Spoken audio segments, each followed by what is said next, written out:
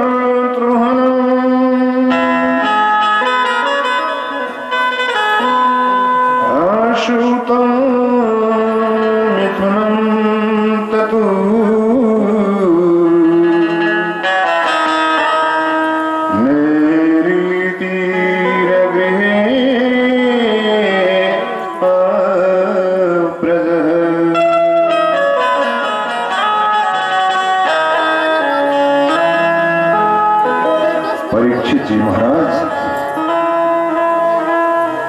एक समय की बात है,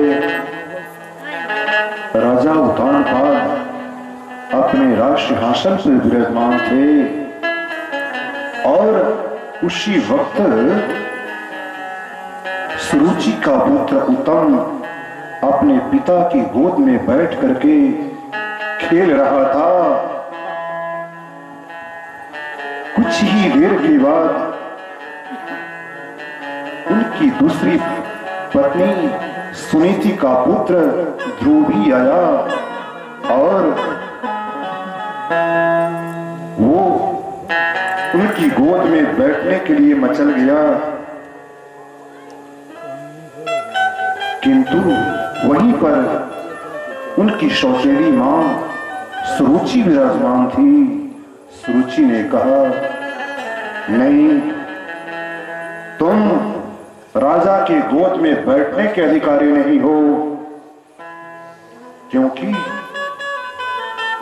तुम मेरी सौतन के पुत्र हो।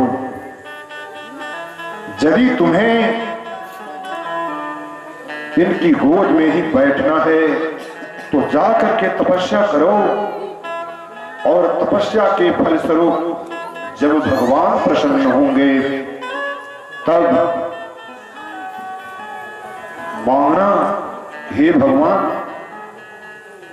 हमारी माता के रूप में सुनीति को दीजिए, और जब तुम मेरे पुत्र बनोगे तब इस रात गद्दी के अधिकारी होगे। यह सुनकर के नन्हा सा बालक ध्रुव फूट करके रोने लगा और रोते रोते अपने पिताश्री से निवेदन करता है, पिताश्री, मैं भी तो आप ही का पुत्र हूं, क्या मेरा अधिकार नहीं है कि मैं आपकी गोद में बैठूं? उन्होंने कहा, पुत्र, तुम्हारा भी अधिकार है, लेकिन मैं विवश हूं। तेरी सौतेली मां सुरुचि के हाथों में मजबूर हूं। तब रोते हुए ध्रुव जी अपने पिताजी से कहते हैं, गोदिया में हमके बैठाई लाए पापा, हम हाई बेटा तुम्हार हो। गोदिया में हमके बैठाई लाए पापा, हम हाई बेटा तुम्हार हो।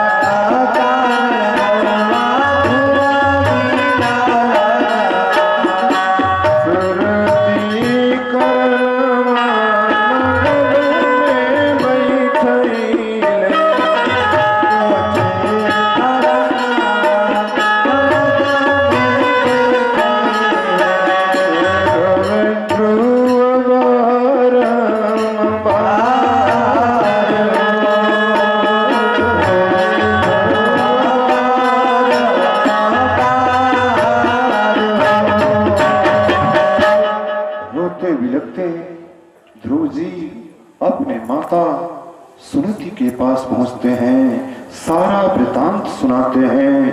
माता सुनीति ने कहा, पुत्र तुम्हारी सौतेली माँ ठीक ही तो कहती है, वो गलत कभी नहीं कह सकती।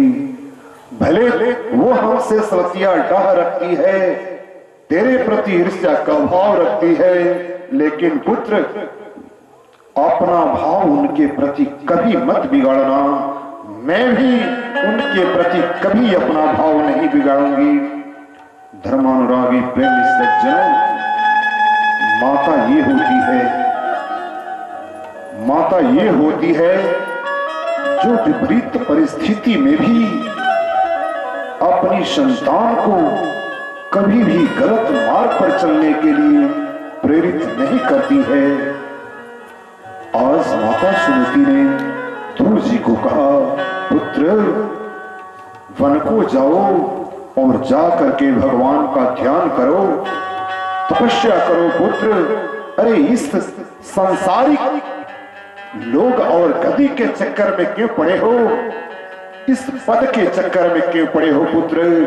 जाओ और जा करके वन में भगवान श्री हरि का ध्यान करो, और जब वो तुमसे प्रसन्न होंगे तब परम पद मांगना, संसार और सांसारिक वस्तु से परहेज करना। वही हुआ है 5 वर्ष का ध्रुव तपस्या करने के लिए वन